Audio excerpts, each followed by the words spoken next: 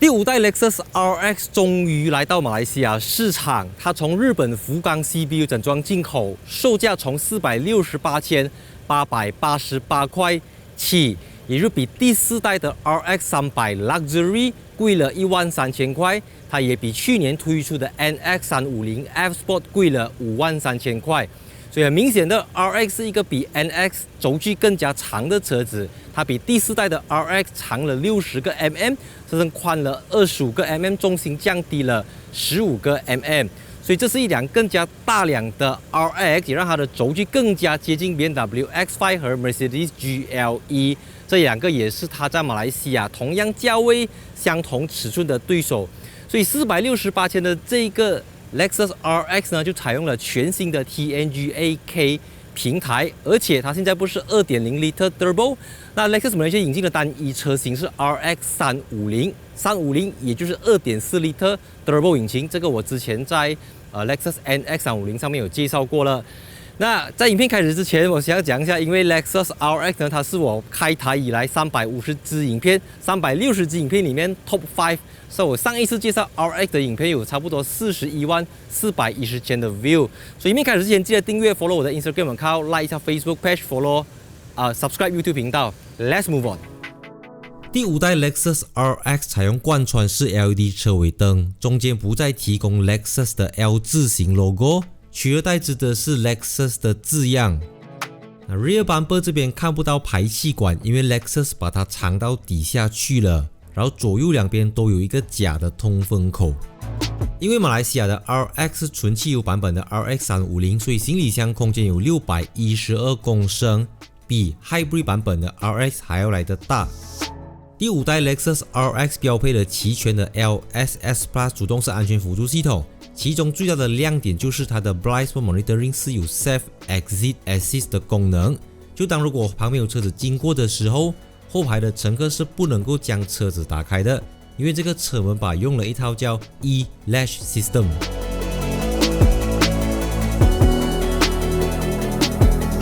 2022年6月 ，Lexus 推出了第五代的 RX。差不多1年之后 ，Lexus Malaysia 终于将这台车子从日本 CBU 整装进口到马来西亚。所以现在这个第五代的 RX 350 Luxury， 它只有一个 spec， 价钱是卖468,888块。虽然它没有直接的对手，可是我们说尺寸相近、价位相近的对手是 BMW X5 和 Mercedes GLE。当然这个 X5 卖491千。GLE 卖差不多515千左右，所以它468千，如果要跟他们比是相对便宜的。可是 Mercedes 跟 BMW 都是 CKD。那这台车子跟他们之前已经推出过的 NX 350 F Sport 比起来呢，它就比它贵了53000块，53千。跟 NX 采用同样一个 2.4L Turbo 引擎，但是它的车身轴距就比 NX 长了不少。所以这一代第五代的 Lexus RX 跟第四代的他们的车身长度是一样的，长度维持，但是轴距就加长了60个 mm。那最大的作用就是在提升后排的乘坐空间。然后值得一提的就是现在这个第五代的 Lexus RX 它已经不再提供 7-seater， 就是 Lexus RXL 没有，因为他们即将会推出一个新款的叫 Lexus TX。所以那个 Lexus TX 它就是一个 7-seater， 而这个 RX 不管你买到什么 variant，RX 350 450 500 它都只有 5-seater 的版本。这个 Lexus RX 它跟上一代最大的差别是它采用 TNGA-K 的这个底盘。那 TNGA-K 大家并不陌生，我们讲从 Camry 到 RAV4 到 Harrier 到 NX， 但是它算是这个 TNGA-K 轴距最长的，它差不多是2800多个 mm，2850左右。那为什么我刚才讲不要拿来跟 X5 跟 GLE 直接比，是因为它们都是后驱平台重置引擎，所以它们的轴距都是2975到2995。当然，因为你知道 market 上面大家还是要拿它来比，所以 NX 打的是 X3 GLC，RX 打的就是 X5 跟 GLE 这样子。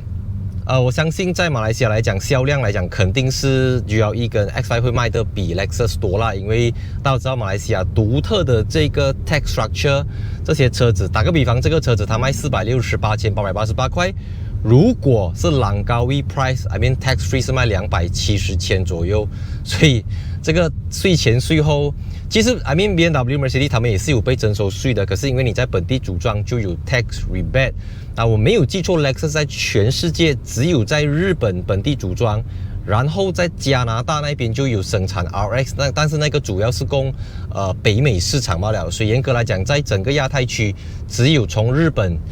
才可以组装这个 RX 啦。那这个原因是因为 Lexus 他们对于汽车组装品质有非常严格的要求，所以不是每一个日本的 engineer 都可以来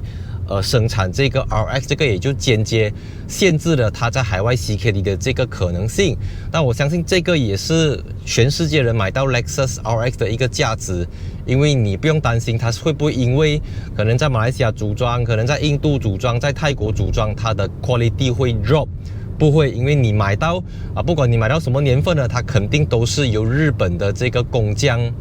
Takumi 做 quality control 做 QC 的车子。那车型方面呢，Lexus Malaysia 这一次引进的单一型号是 RX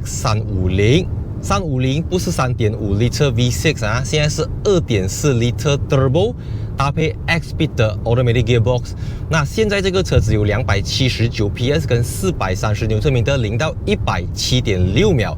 而之前第4代的 RX 300呢，采用 2.0 liter Turbo 6AT 有238 PS 跟350牛车米的，所以238 PS 350牛车米的 upgrade 到279 PS 430牛车米的来讲，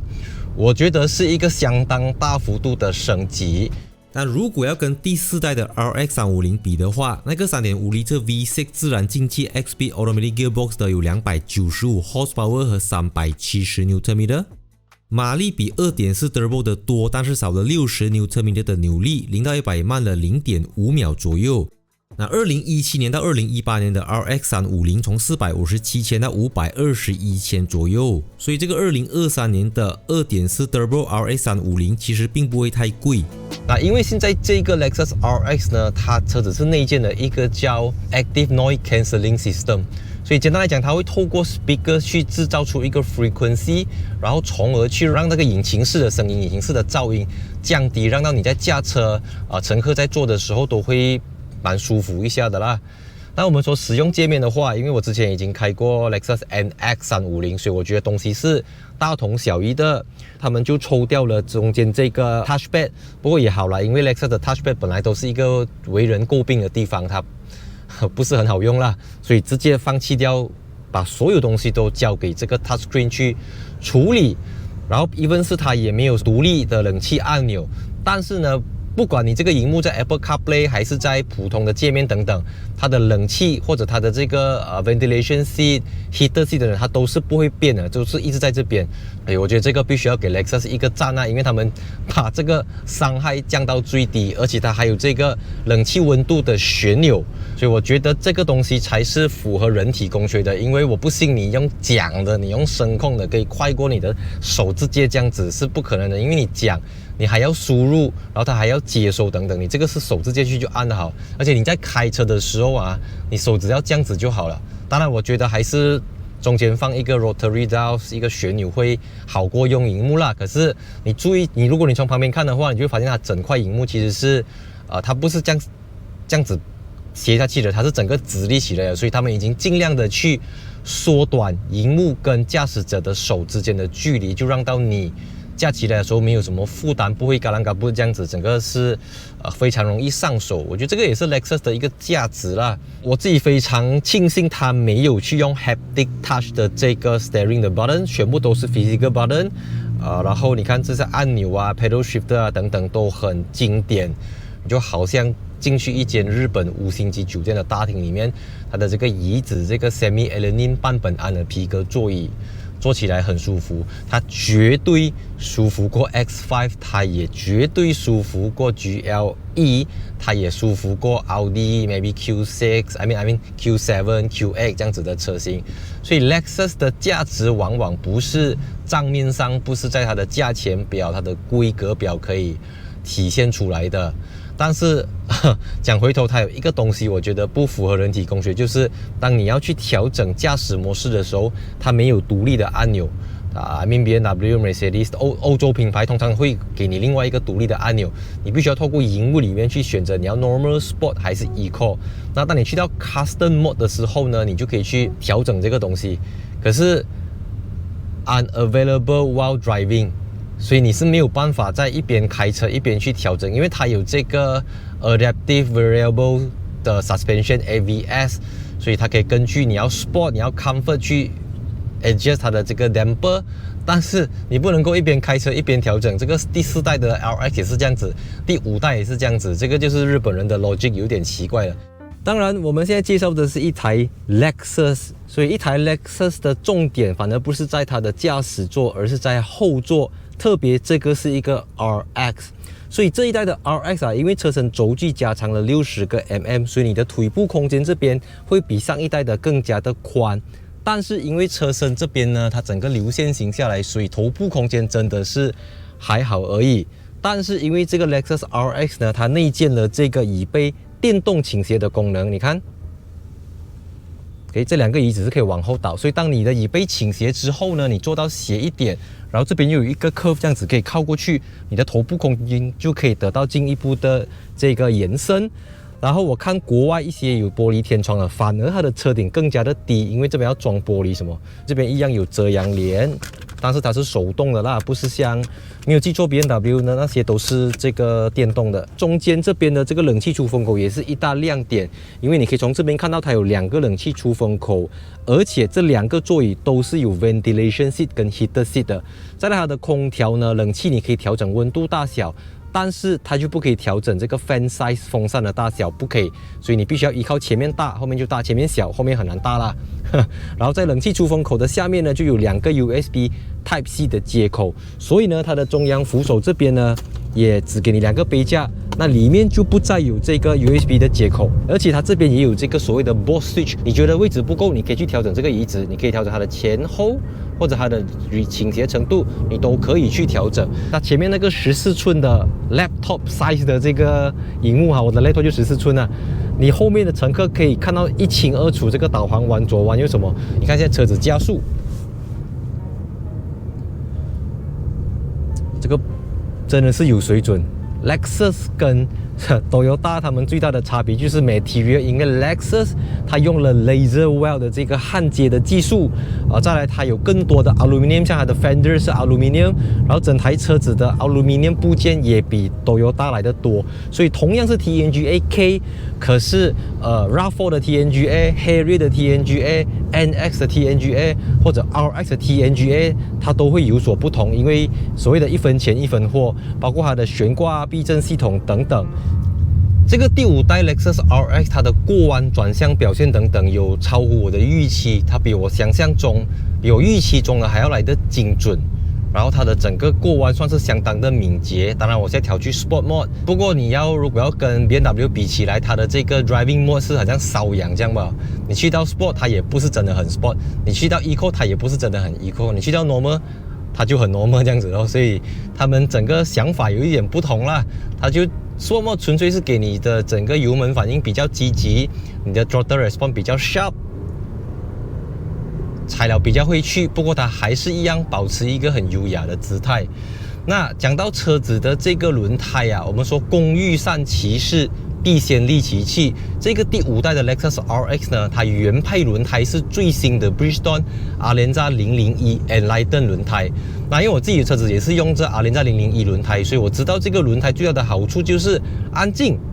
那安静的同时呢，它又保持了一定的抓地力，特别是这个独特的 A 字形花纹块设计啊，变成你在干地刹车、湿地过弯等等，都会比同级的轮胎还要来得好。那再加上呢，现在这个 RX 它使用的是 Enlighten 的轮胎，是一个最新的技术，它能够降低这个 Rolling Resistance 滚动阻力，让到这个轮胎有抓地力，同时又非常的节能，非常的省油，所以我相信这个也是为什么，包括我之前介绍的 Lexus NX 350也是用阿联在001，但跟这个 NX 不同的是啊 ，NX 350的阿联在001呢，它是一个 RFT 施压续跑胎，但是这个 RX 350呢，它就不是 RFT， 所以它不是 Run Flat 啊，然后后面也没有给你 Spare Tire， 但是有给你这个所谓的 Tire Repair Kit、Tire Pump Kit 这样子。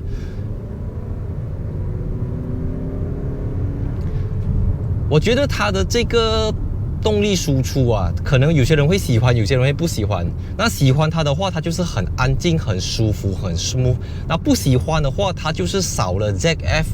8速变速箱，或者少了 BMW 那种贴背感、那种爆发力。没有，它很清楚自己是什么 character， 它不会贸贸然给你。I mean， 到目前为止，最令我会肾上腺素飙升的 Lexus 只有 Lexus LC 500。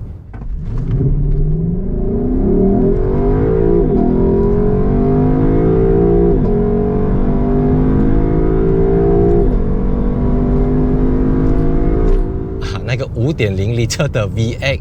Naturally Aspirated 引擎，它除了那种 V6 或 V8 的 Lexus 之外，这种 Lexus 它们都是同样一个调调，同样一个个性，就是讲求的是 elegant luxury premium 这种感觉。那这个感觉是盖过了它其他所有的东西。当然，我们现在 Malaysia 卖的这个是 RX 350 Luxury， 它还不是F Sport， 那它都卖468,888块，你可想而知，到最后这个如果 F Sport 有来，我相信也是碰到500千的这个售价了。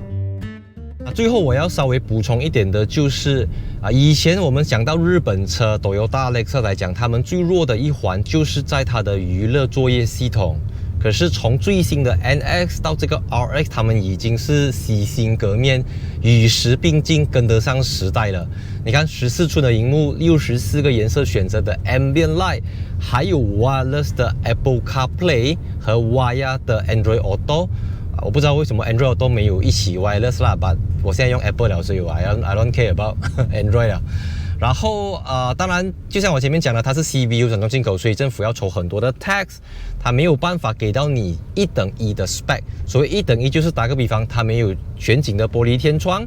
然后它用的也不是21个 speaker 的 Mark Levinson 音响系统，这个是12个 speaker 的 Panasonic Audio System， 叫 Lexus Premium Sound System 这样子啦。所以12个 speaker 跟21个 speaker， 这是一个可以说是很大很大的差别啊！但我刚才听歌其实也不差了的啦，好像之前我介绍那个ES250也是没有 Mark Levinson， 可是它超过10个 speaker 的音响都不是等闲之辈啦。不过你知道东西就是音响这种东西，当然是越大的功率越多 speaker 越好的啦。可是没有办法，我们必须要跟这个价钱 Lexus Malaysia 必须要跟这个 CBU 的 tax structure 打交道。我刚才跟他们聊一下，我发现到去年其实 Lexus Malaysia 他们卖了大概900多辆车子，不超过1000辆，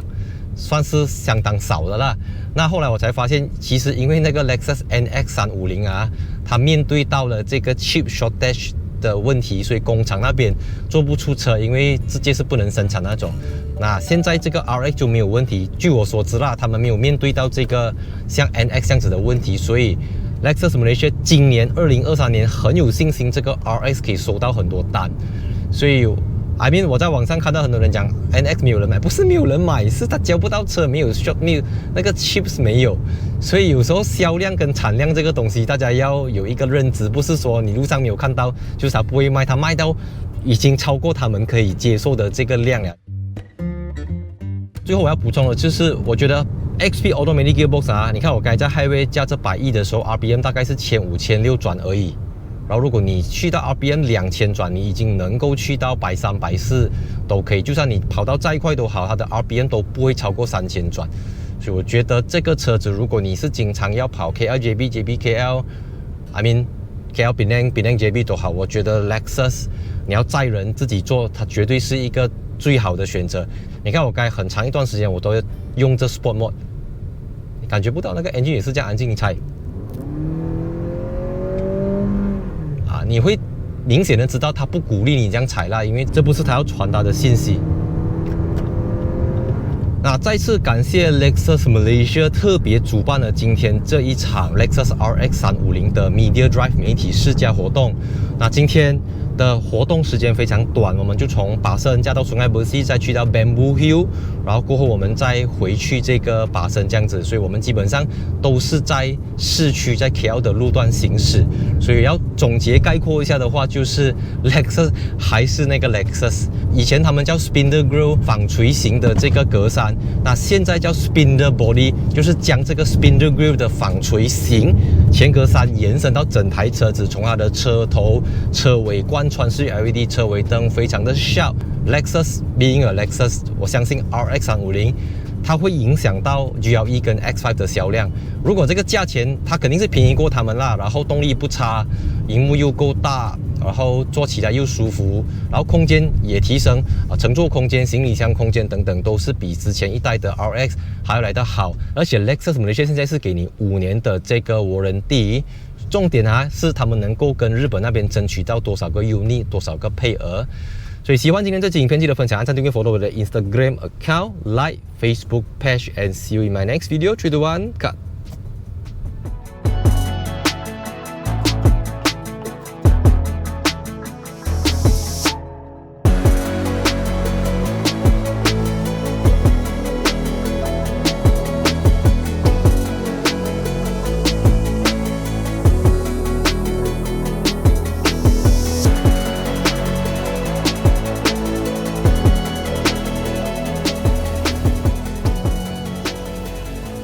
第5代 Lexus RX 终于来到马来西亚，它从日本福冈 CBU 整装进口，售价从468,888块起，也就是比第4代的 Lexus RX 300贵了13000块。